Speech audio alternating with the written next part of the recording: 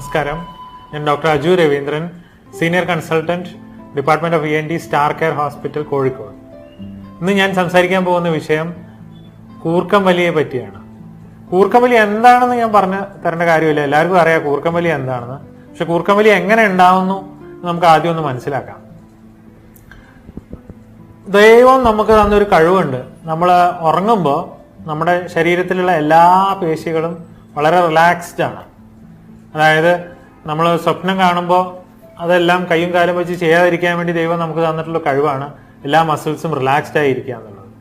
അതുകൊണ്ട് തന്നെ ശ്വാസനാളത്തിൽ, അതായത് മൂക്ക് മുതൽ ശ്വാസകോശത്തിന്റെ തുടക്കം വരെയുള്ള ആ ശ്വാസനാളത്തിൽ എവിടെയെങ്കിലും തടസ്സം ഉണ്ടെങ്കിൽ ഈ മസിൽസ് ഒക്കെ റിലാക്സ്ഡ് ആയിരിക്കുന്ന സമയത്തായിരിക്കും അത് മാക്സിമം പ്രകടമാവുക. ആ തടസ്സമുള്ള ഭാഗത്ത് ഉണ്ടാവുന്ന വൈബ്രേഷൻസ് ആണ് നമ്മൾ കൂർക്കം വലിയായിട്ട് പുറത്ത് കേൾക്കുന്നത്. അങ്ങനെയാണ് കൂർക്കം വലി ഉണ്ടാവുന്നത്. അപ്പൊ നിങ്ങൾ ചോദിക്കുക, കൂർക്കം വലി എപ്പോഴാണ് അതൊരു ആരോഗ്യ പ്രശ്നമാവുന്നത്? കാരണം എല്ലാവരും കുറെ പേരുണ്ട് കൂർക്കം വലിക്കുന്നത്, പക്ഷെ ആർക്കാണ് അതൊരു ആരോഗ്യ പ്രശ്നം, ആർക്കാണ് അത് നോർമൽ എന്ന് മനസ്സിലാക്കേണ്ടത്? തുടക്കത്തില്, കൂർക്കം വലിയുടെ തുടക്കത്തില് കൂടെയുള്ള ഹസ്ബൻഡിനോ വൈഫിനോ പാർട്ട്ണറിന് ഉള്ള ബുദ്ധിമുട്ട് മാത്രമേ ഉള്ളൂ, കാരണം ആ സൗണ്ട് കൊണ്ടുള്ള ബുദ്ധിമുട്ട്. പക്ഷെ കൂർക്കം വലി കൂടുമ്പോൾ വേറെ ഒരു രോഗമായി മാറുകയാണ്. അതായത് പലപ്പോഴും പേഷ്യൻസ് പറയും, ഡോക്ടർ, പുള്ളി കൂർക്കം വലിച്ച് വലിച്ച് വലിച്ച് പെട്ടെന്ന് ശ്വാസം അങ്ങ് നിന്നു പോകുന്ന ഒരു അവസ്ഥയിലേക്ക് പോകുന്നുണ്ട്. ഇതിനെയാണ് എപ്നിയ എന്ന് പറയുന്നത്. എപ്നിയ എന്നാൽ 10 സെക്കൻഡ് നേരം ശ്വാസം നിന്നു പോവുക. അതായത് കൂർക്കം വലിച്ച് വലിച്ച് വലിച്ച് അങ്ങ് സ്റ്റക്കായി പോവുക. 10 സെക്കൻഡ് കഴിയുമ്പോഴേക്കും ശരീരത്തിലുള്ള ഓക്സിജന്റെ അളവ് കുറയുകയും അത് തലച്ചോറ് തിരിച്ചറിഞ്ഞ് നമ്മളെ കുറച്ചൊന്ന് ഉണർത്തുകയും ചെയ്യും. അങ്ങനെ ആ എപ്പിനിയ സ്റ്റേജിൽ നിന്ന് നമ്മൾ തിരിച്ച് പുറത്തേക്ക് വരും. ഇതിങ്ങനെ ഉണ്ടായിക്കൊണ്ടേയിരിക്കും. മണിക്കൂറിൽ പല തവണ ശ്വാസം നിലച്ചു പോകും, അത് നേരെയാവും. അങ്ങനെ എപ്പിനിയ എപ്പിസോഡ്സ്, ഇപ്പൊ സിവിയർ കേസസിൽ ഒരു മണിക്കൂറിൽ 30 കൂടുതലും തവണ വരെ എപ്പിനിയ ഉണ്ടായേക്കാം. അപ്പൊ ഓരോ തവണ പേഷ്യന്റിന്റെ സ്ലീപ്പ് ഡിസ്റ്റർബ്ഡ് ആവുകയാണ്, ആ സ്മൂത്ത് സ്ലീപ്പ് അതോടെ കട്ടാവുകയാണ്. കൂടാതെ ഓരോ തവണയും ഓക്സിജന്റെ ലെവൽ ശരീരത്തിൽ കുറയുകയാണ്, ഹാർട്ട് കൂടുതൽ ശക്തിയിൽ പമ്പ് ചെയ്യണം, അങ്ങനെ പല പ്രശ്നങ്ങളും ഉണ്ടാവുന്നുണ്ട്. അപ്പൊ എപ്പിനിയയുടെ പ്രശ്നങ്ങൾ എന്തൊക്കെയാണ്? അപ്പോഴാണ് ഇത് രോഗമായി മാറുന്നത്. രോഗത്തിന്റെ പേരാണ് ഒബ്സ്ട്രക്റ്റീവ് സ്ലീപ്പ് എപ്പിനിയ. അപ്പൊ എപ്പിനിയെ കൊണ്ട് നമുക്ക് എന്തൊക്കെയാണ് ബുദ്ധിമുട്ടുണ്ടാവുന്നതെന്ന് പറയാം. ഈ ഡിസ്റ്റർബ്ഡ് സ്ലീപ്പ് ആയ കാരണം പകൽ മുഴുവൻ പേഷ്യന്റ് ഉറക്കം തൂങ്ങിയിരിക്കുക, 8 മണിക്കൂർ ഉറങ്ങിയാലും രാവിലെ എണീക്കുമ്പോൾ തീരെ ഫ്രഷ് അല്ലാതെ എണീക്കുക, തൊണ്ടയും വായൊക്കെ ഫുൾ വരണ്ടിരിക്കുക. കൂടാതെ ഹാർട്ട് സംബന്ധമായ പ്രോബ്ലം, ഞാൻ നേരത്തെ പറഞ്ഞ പോലെ ഹാർട്ട് രാത്രി ഏറ്റവും റെസ്റ്റ് എടുക്കേണ്ട ആ സ്റ്റേജ് മാറി രാത്രിയാണ് ഹാർട്ടിന് കൂടുതൽ പണി, കൂടുതൽ പമ്പിങ് നടക്കുന്നു, ഹാർട്ടിന്റെ മസിൽസ് ഒക്കെ കൂടുതൽ കട്ടിയാവുന്നു. അത് കാരണം രക്തസമ്മർദ്ദം കൂടുന്നു, ഹാർട്ടിന് rhythm problems, even early morning ഉണ്ടാവുന്ന പല ഹാർട്ട് അറ്റാക്സും ഈ ഒബ്സ്ട്രക്റ്റീവ് സ്ലീപ്പ് എപ്നിയ ആയിട്ട് ഒരു കണക്ഷൻ ഇപ്പോൾ പറയുന്നുണ്ട്. അപ്പൊ ഇതൊക്കെയാണ് എപ്നിയ. പിന്നെ പല റോഡ് ട്രാഫിക് ആക്സിഡന്റുകൾ, ഈ ഉറക്കം തൂങ്ങൽ കാരണം ഉണ്ടാവുന്ന പല പല ആക്സിഡന്റുകൾ, അങ്ങനെ നമ്മൾ അറിയാതെ തന്നെ ഈ ഒബ്സ്ട്രക്റ്റീവ് സ്ലീപ്പ് എപ്നിയ പല പല രോഗങ്ങളിലേക്കും നയിക്കുന്ന ഒന്നാണ്. നമുക്കപ്പോൾ എന്തൊക്കെ കാരണങ്ങൾ കൊണ്ടാണ് ഈ ഒബ്സ്ട്രക്റ്റീവ് സ്ലീപ്പ് എപ്നിയ ഉണ്ടാവുന്നതെന്ന് മനസ്സിലാക്കാം. കുട്ടികൾക്കും മുതിർന്നവർക്കും ഒരേപോലെ ബാധിക്കുന്ന ഒരു പ്രശ്നമാണ് ഈ കൂർക്കം വലി. പക്ഷെ കുട്ടികളിൽ ഇതിന്റെ കാരണങ്ങളും മുതിർന്നവരിൽ ഇതിന്റെ കാരണങ്ങളും വളരെ വ്യത്യസ്തമാണ്. കുട്ടികളിലാണെങ്കിൽ കൂടുതലും പ്രശ്നം വലിപ്പം കൂടുതലുള്ള എഡിനോയിഡുകൾ, ടോൺസിലുകൾ, ഇതാണ് മാക്സിമം വരിക. കൂർക്കം വലി, കുട്ടി തീരെ ഉറക്കം ശരിയാവുന്നില്ല, വാ തുറന്ന് ഉറങ്ങുന്നു, ഭയങ്കര കൂർക്കം വലിയാണ്, ബെഡിൽ കിടന്ന് തിരിഞ്ഞ് കിടക്കുന്നു എന്ന് പാരന്റ്സ് പലപ്പോഴും വന്ന് കംപ്ലൈന്റ് ചെയ്യും. അതിന്റെ യൂഷ്വൽ കാരണം ഈ അഡിനോയിഡോ ടോൺസിലോ വളരെയധികം വലുതായി ശ്വാസം പോകാൻ തീരെ സ്ഥലമില്ലാത്ത ഒരു അവസ്ഥ വരുന്നതാണ്. മുതിർന്നവരിൽ കൂടുതലും പ്രശ്നം പൊണ്ണത്തടിയാണ്. ഇന്നത്തെ നമ്മുടെ ഫാസ്റ്റ് ലൈഫിൽ ഒരുപാട് എക്സസൈസിന് സമയമില്ല, ഒരുപാട് കൊഴുപ്പുള്ള ഭക്ഷണം കഴിക്കുന്നു, ജങ്ക് ഫുഡ് കഴിക്കുന്നു, എല്ലാവർക്കും പൊണ്ണത്തടി കൂടി വരികയാണ്. പൊണ്ണത്തടി കൂടുമ്പോൾ അതേപോലെ തൊണ്ടയില് അണ്ണാക്കിന്റെയും ചെറുനാവിന്റെയും ആ ഭാഗത്തൊക്കെ വളരെ ലൂസായി തൂങ്ങി വരുന്നു താഴേക്ക്. അപ്പൊ അത് രാത്രി ഉറക്ക സമയത്താണ് അത് കിടന്ന് വല്ലാതെ വൈബ്രേറ്റ് ചെയ്യുന്നത്. യൂഷ്വലി വലിയ ആൾക്കാരിൽ കാണുന്നത് ആ ഭാഗത്തുള്ള പ്രോബ്ലംസ് ആണ്. അതായത് അണ്ണാക്ക്, ചെറുനാവ്, നാവിന്റെ പുറകിലുള്ള ഭാഗം അതിന്റെ കട്ടിയാവുന്നത്. ഇത് കൂടാതെ സാധാരണയായി മൂക്കിന്റെ ഉണ്ടാവുന്ന ദശ, മൂക്ക് അടപ്പുണ്ടാക്കാവുന്ന എന്ത് കാരണവും കൂർക്കം വലി ഉണ്ടാക്കാം. മൂക്കിന്റെ പാലം വളഞ്ഞിരിക്കുക, ദശ വന്ന് നിറയുക, ഇതെല്ലാം കൂർക്കം വലിയിലേക്ക് നയിച്ചേക്കാം. ഈ കൂർക്കം വലിയുള്ള ഒരു പേഷ്യന്റിനെ നമ്മൾ എങ്ങനെ അസസ് ചെയ്യും എന്ന് മനസ്സിലാക്കാം. ആദ്യം ആദ്യം തന്നെ പേഷ്യന്റിന്റെ ബോഡി മാസ് ഇൻഡെക്സ് നമ്മൾ കാൽക്കുലേറ്റ് ചെയ്യും. അത് പൊണ്ണത്തടി അസസ് ചെയ്യാൻ വേണ്ടിയിട്ടാണ്. നോർമൽ ബോഡി മാസ് ഇൻഡെക്സ് 25 അതിൽ കുറവാണ്, അതിൽ കൂടി 30 വരെ ഓവർ വെയ്റ്റും 30 കൂടുതൽ ഒബീസ് പേഷ്യന്റ് കാറ്റഗറിയിലേക്കും പോകും. രണ്ടാമതായിട്ട് തൈറോയിഡ് ഫംഗ്ഷൻ ടെസ്റ്റ് ഒന്ന് ചെക്ക് ചെയ്യണം. കാരണം തൈറോയിഡിന്റെ കുറവ് കൊണ്ടും കൊഴുപ്പ് കെട്ടിക്കിടക്കാനും തടി കൂടാനും ഉള്ള സാധ്യതയുണ്ട്. നമുക്ക് ഇതിന്റെ ചികിത്സ ഒന്ന് മനസ്സിലാക്കാം.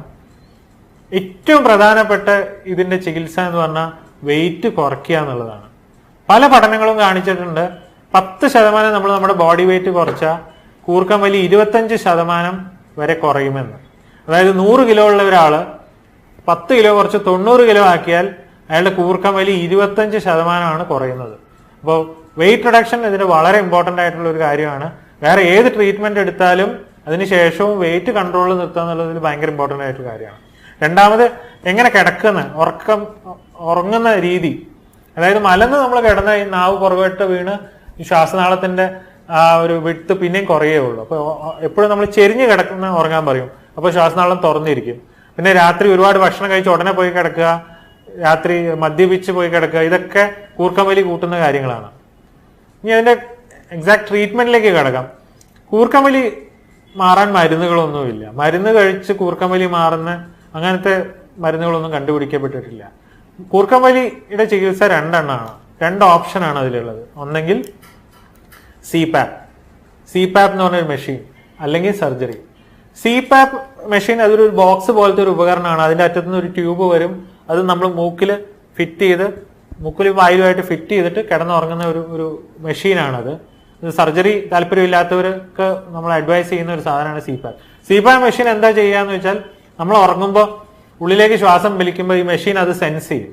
അത് മനസ്സിലാക്കി നമ്മൾ ഉള്ളിലേക്ക് ശ്വാസം വലിക്കുമ്പോൾ അത് എയർ പ്രഷറിൽ പമ്പ് ചെയ്യും. അതായത് അതൊരു ന്യൂമാറ്റിക് സ്പ്ലിൻ്റായി അല്ലെങ്കിൽ എയർ പ്രഷറിൽ പോയിട്ട് ഈ അടഞ്ഞിരിക്കുന്ന ശ്വാസനാളത്തെ അങ്ങ് തുറക്കും. അപ്പോൾ ഓരോ ആൾക്കാർക്കും എത്ര പ്രഷറിൽ എയർ പമ്പ് ചെയ്യണം എന്നുള്ളത് വ്യത്യസ്തമായിരിക്കും. അപ്പോൾ ഓരോരുത്തരുടെ പ്രഷർ മനസ്സിലാക്കി അത് ടൈറ്ററേറ്റ് ചെയ്ത് വെച്ചാൽ അത് വെച്ച് ഫിറ്റ് ചെയ്ത് നമ്മൾ ഉറങ്ങിയാൽ കൂർക്കം വലിക്കില്ല. സിപാപ്പ് വെച്ച് കഴിഞ്ഞാൽ കൂർക്കം വലി അതോടെ നിൽക്കും. പക്ഷെ ഈ ഒരു ഉപകരണമായിട്ട് യാത്രയൊക്കെ പോകുമ്പോൾ അതുമായിട്ട് പോകണം. അതേപോലെ ഈ ഒരു സാധനം ഫിറ്റ് ചെയ്തിട്ട് വേണം സ്ഥിരമായി കിടക്കാൻ എന്നുള്ള പ്രയാസങ്ങളൊക്കെ ഉണ്ട്. ചെറുപ്പക്കാർക്കൊന്നും ചിലപ്പോൾ അത് അത്രയും ഇഷ്ടപ്പെട്ടു എന്ന് വരില്ല. രണ്ടാമത്തെ ഓപ്ഷനാണ് സർജറി. സർജറിയുടെ എയിം എന്താണെന്ന് വെച്ചാൽ എവിടെയാണോ തടസ്സം അത് നീക്കം ചെയ്യുക എന്നുള്ളതാണ്. ഇപ്പൊ കുട്ടികളിലൊക്കെ ആണെങ്കിൽ എഡിനോയിഡ് ഇപ്പോൾ ഗ്രേഡ് 4 എഡിനോയിഡ്, അതായത് മൂക്കിന്റെ പുറകിലുള്ള ഗ്രന്ഥിയാണ് ഈ എഡിനോയിഡ് എന്ന് പറഞ്ഞത്. അതായത് 3 വയസ്സ് മുതൽ 6 വയസ്സ് വരെ വലുതാവുകയും 6 വയസ്സിന് ശേഷം അത് പതുക്കെ പതുക്കെ ചുരുങ്ങി ഒരു 10-12 വയസ്സാകുമ്പോഴേക്കും തീരെ കാണാതെ പോകുന്ന ഒരു ഗ്രന്ഥിയാണ് എഡിനോയിഡ് എന്ന് പറഞ്ഞത്. പക്ഷെ ഇത് ആ 3 വയസ്സ് മുതൽ 6 വയസ്സ് വരെയുള്ള ആ പ്രായത്തിൽ അത് കംപ്ലീറ്റ് ആയി ഫില്ല് ചെയ്ത് തീരെ ശ്വാസം വലിക്കാൻ പറ്റാതെ വരുമ്പോഴാണ് അതൊരു ഒബ്സ്ട്രക്ഷനായി മാറുന്നത്. അപ്പൊ എഡിനോയിഡ് എടുത്തു കളയാൻ പല മാർഗങ്ങളും ഉണ്ട്. ഇപ്പൊ തീരെ രക്തസ്രാവം ഒന്നും ഇല്ലാതെ എടുത്തു കളയുന്ന ഗോബ്ലൈറ്റർ പോലത്തെ പുതിയ പുതിയ ടെക്നോളജീസ് ഉണ്ട്, അവൈലബിൾ ആണ്. ഒരു ദിവസം അഡ്മിഷൻ പോലും വേണ്ട, രാവിലെ വന്നാൽ വൈകുന്നേരം വീട്ടിൽ പോവാം. അതേപോലെ ടോൺസിൽസിന്റെ ഓപ്പറേഷൻ. ടോൺസില് ഒരുപാട് വലിപ്പം കൂടി തമ്മിൽ തൊടുന്ന ഒരു സ്റ്റേജ്, അതായത് ഗ്രേഡ് 4 ടോൺസിൽസ്, കിസ്സിംഗ് ടോൺസിൽസ് എന്ന് പറയും. ആ ഒരു സ്റ്റേജിലൊക്കെ ആകുമ്പോൾ തീരെ ശ്വാസം വലിക്കാനും ഭക്ഷണം കഴിക്കാനും ഒക്കെ പ്രയാസമുള്ള ഒരു സ്റ്റേജാണ്. പല കുട്ടികളും ആ സ്റ്റേജിൽ വരുന്നുണ്ട്. അങ്ങനെ ഒരു സ്റ്റേജ് ആകുമ്പോഴാണ് ടോൺസിൽസ് എടുത്ത് കളയാൻ പറയുന്നത്. അല്ലാതെ ചെറിയ ഒരു ടോൺസിൽസിന് വീക്കവും വർഷത്തിൽ 1-2 തവണ ടോൺസിൽസിന് ഇൻഫെക്ഷൻ വരുമ്പോൾ നമ്മളത് എടുത്തു കളയുന്നതിനെ പറ്റി ഒരിക്കലും അഡ്വൈസ് ചെയ്യാറില്ല.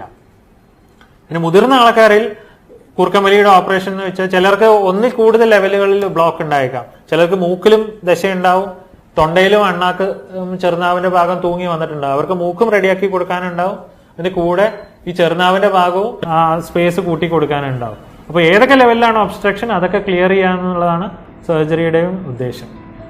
സർജറി കഴിഞ്ഞാലും വ്യായാമവും ഭക്ഷണവും കൺട്രോൾ ചെയ്ത് വെയിറ്റ് റെഡ്യൂസ് ചെയ്ത് നിർത്തുക എന്നുള്ളത് വളരെ ഇമ്പോർട്ടൻ്റ്. കാരണം ഒരിക്കൽ സർജറി ചെയ്ത് കൂർക്കം വലി മാറി എന്ന് വെച്ചാലും പിന്നെയും പൊണ്ണത്തടിയൊക്കെ കൂടിയാൽ ഏത് ഭാഗമാണോ ആ ഭാഗം പിന്നെയും തൂങ്ങി വന്ന് പിന്നെയും കൂർക്കം വലി തുടങ്ങാൻ സാധ്യതയുണ്ട്. അതുകൊണ്ട് വെയിറ്റും ചിട്ടയായിട്ടുള്ള വ്യായാമവും ഒക്കെ വളരെ ഇമ്പോർട്ടൻ്റ് ആണ് ഈ കാര്യത്തിൽ.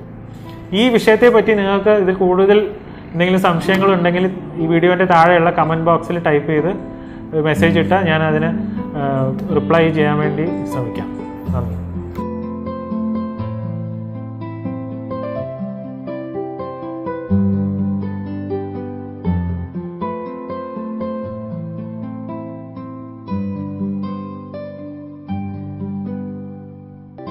you.